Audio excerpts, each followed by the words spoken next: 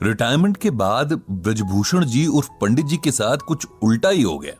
जहां लोग आमतौर पर रिटायरमेंट के बाद समय काटने के लिए वो सारे काम करने लगते हैं जिनसे जिंदगी भर वो बचते रहे थे, जैसे कि सुबह शाम घूमने जाना, आस पड़ोस में दोस्त बनाना, पौधों में पानी डालना वगैरह वगैरह। लेकिन पंडित जी का हाल कुछ उल्टा ही था। उनके पास उनका गीता ज्ञान का ब्लॉग था, जिसके जरिए उन्होंने जाने कितने लोगों से दोस्ती कर ली थी। उनकी कंप्यूटर स्क्रीन की एक छोटी सी खिड़की थी जिससे वे सारी दुनिया को देख सकते थे, अपनी बातें कह सकते थे, दूसरों की सुन सकते थे। इस एज में अपना सीखा दूसरों को बांटने की और दूसरों से सीखने की उनकी भूख ही पंडित जी को कभी पता नहीं चलने देती थी कि अब धीरे धीरे बुढ़ापा उनकी हड्डियों पर हावी हो रहा है। जिंदगी धीरे धीरे रेत की तरह मुट्ठी से फिसल रही थी। नमस्कार दोस्तों, आप सुन रहे हैं गीता ज्ञान कुकू एफएम पर। और अब आगे की बात।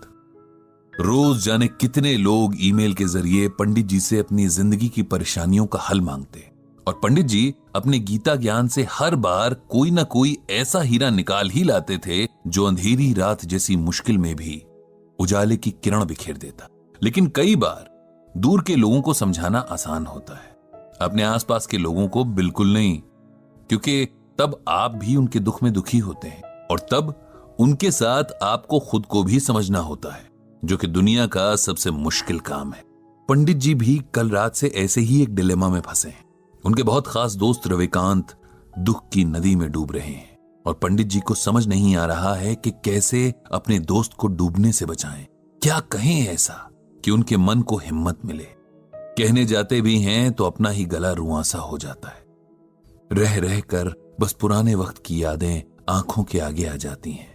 यादें जिनमें वे खुद हैं, उनकी पत्नी है रविकांत हैं और रविकांत की पत्नी रश्मि है, जो कल अचानक से उनके दोस्त को अलविदा कहकर अनंत की यात्रा पर निकल गई हैं और पीछे छोड़ गई हैं उनके दोस्त को, जिसके बारे में तमाम मित्र मंडली मजाक बनाती थी कि वो तो किसी के सपने में भी बिना रश्मि के नहीं जाता। रश्मि और रविकांत की कहानी याद करके पंडित जी बार बार भावुक हो जाते हैं। कुछ 40 बरस पहले नई नई शादी करके ये दोनों इस मोहल्ले में किराए का मकान लेकर रहने आए थे। दोनों ही बैंक में काम करते थे और कुछ काम की व्यस्तता तो कुछ नए होने के संकोच के कारण मोहल्ले के कम ही लोगों से उनकी जान पहचान हो पाई थी। पंडित जी के दोनों बेटे तब बहुत छोटे थे और रविकांत से पहले उनकी दोस्ती उन दोनों से हुई थी। शायद इसका कारण रविकांत का बच्चों से बहुत प्रेम करना रहा हो। धीरे धीरे बच्चों की ये दोस्ती उनके माँ बाप तक पहुंची और ये चारों भी आपस में बहुत अच्छे दोस्त बन गए। ईश्वर के खेल भी अजब निराले हैं। जिस रविकांत को बच्चों से अथाह प्रेम था, उसी को औलाद के सुख से वंचित रखा। पंडित जी की पत्नी के साथ रश्मि ने जाने कितने डॉक्टर्स के चक्कर लगाए, कितने मंदिरों में माथा टेका, जाने कितने दिन भूखे रहकर व्रत उपवास किए, लेकिन औलाद भाग्य में नहीं थी, सो नहीं मिली।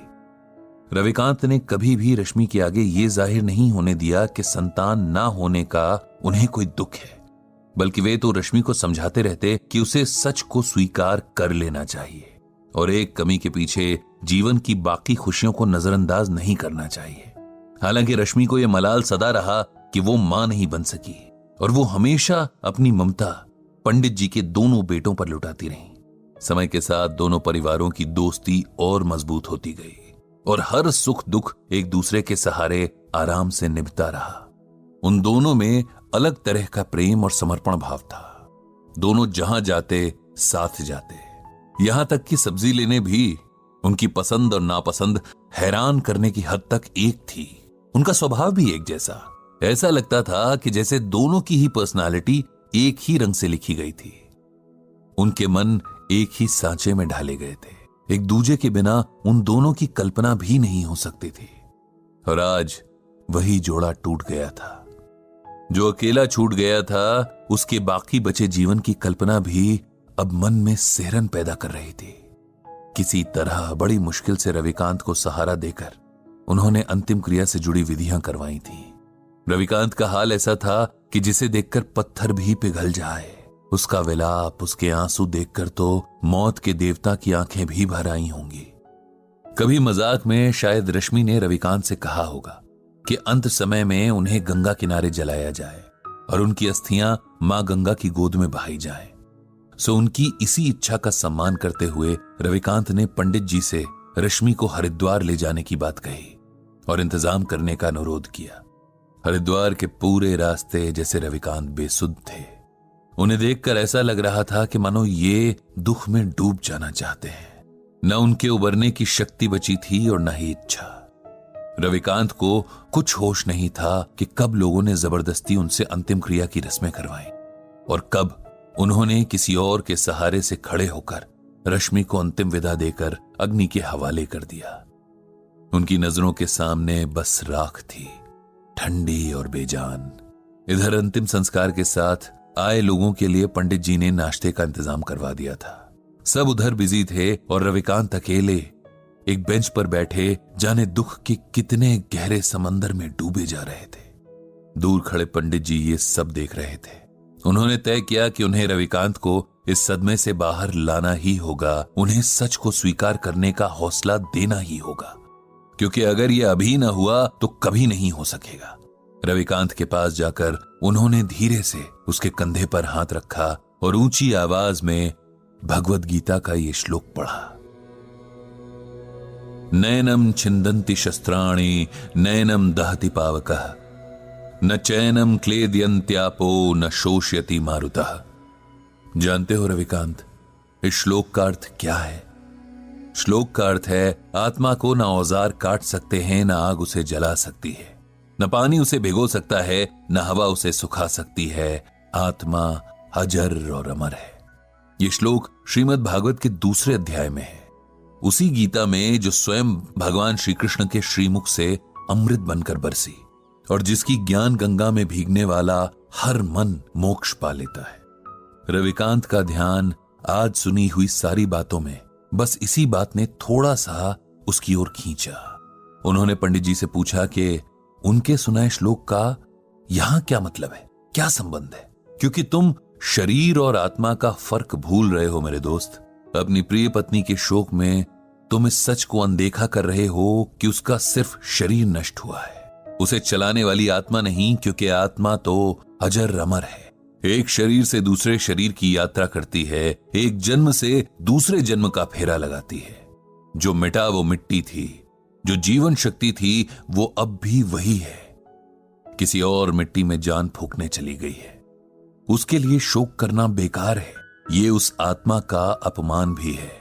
उसे सम्मान के साथ विदा करना ही समझदारी है। यही बात हमें गीता में भगवान श्री कृष्ण अर्जुन को समझाने के बहाने समझा रहे हैं।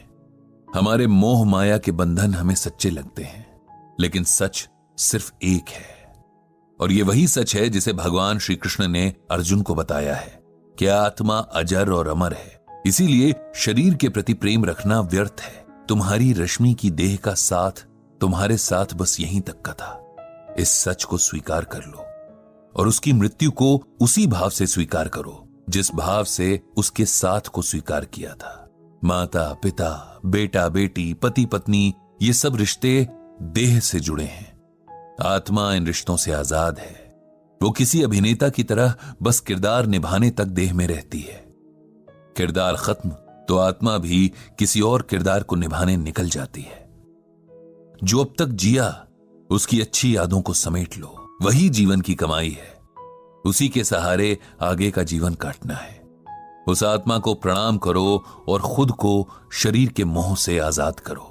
पंडित जी की इन बातों को सुनकर और भगवद गीता के श्लोक की व्याख्या सुनकर रविकांत के मन को ऐसी हिम्मत मिली जैसे किसी डूबते हुए को किसी मजबूत हाथ का सहारा मिल गया हो।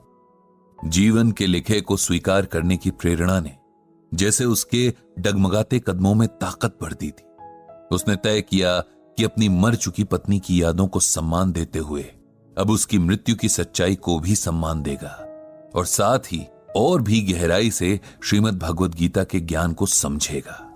इधर खुद पंडित जी का मन भी अब शांत हो गया था। उन्होंने मन ही मन श्रीमद् भगवद गीता और भगवान श्री कृष्ण को प्रणाम किया। उनको धन्यवाद दिया कि उन्होंने गीता के रूप में मनुष्य के लिए हर मुश्किल परिस्थिति का हल पहले से ही बता दिया है, बस उसे ढूंढने और समझने की जरूरत है।